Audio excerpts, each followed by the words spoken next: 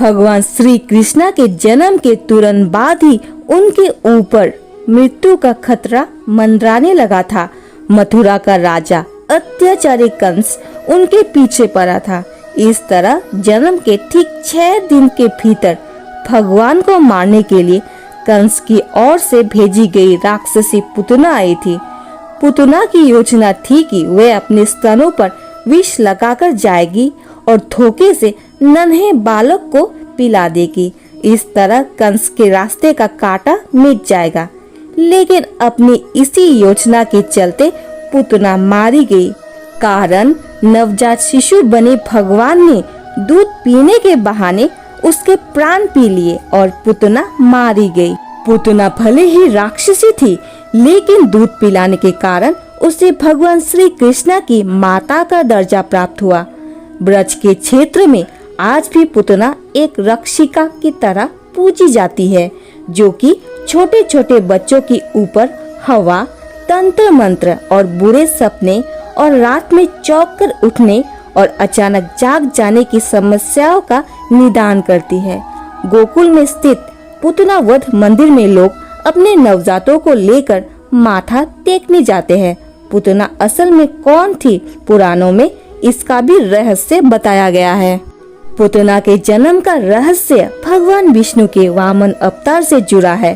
पुतना पिछले जन्म में राजा बलि की पुत्री थी, जो एक राजकन्या थी।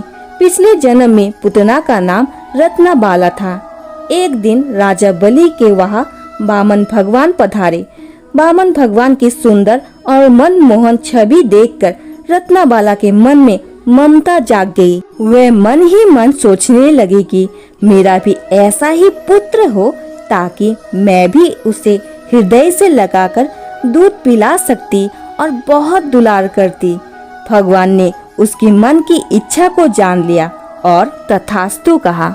इसके बाद भगवान ने राजा बलि का अहंकार दूर करने के लिए 3 पग में भूमि नाप दी।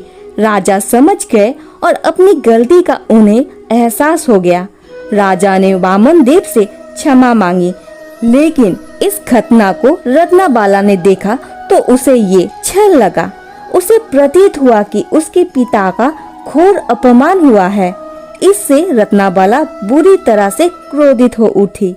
उसने मन ही मन भगवान को बुरा कहना आरंभ कर दिया। उसने कहा कि अगर ऐसा मेरा पुत्र होता तो मैं इसे विष दे देती, और भगवान ने उसके इस भाव को भी जानकर तथास्तु कह दिया। फिर रत्नाबाला अगले जन्म में पुतना बनी।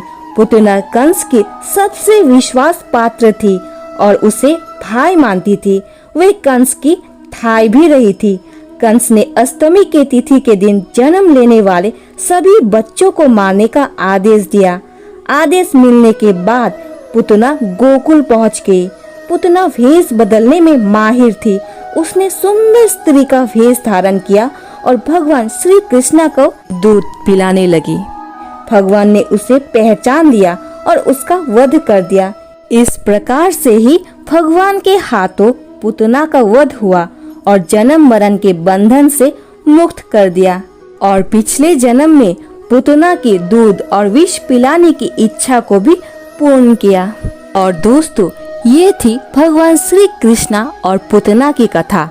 वीडियो देख के अगर आपको अच्छा लगा तो प्लीज चैनल को सब्सक्राइब, वीडियो को लाइक और शेयर जरूर करें। धन्यवाद दोस्तों।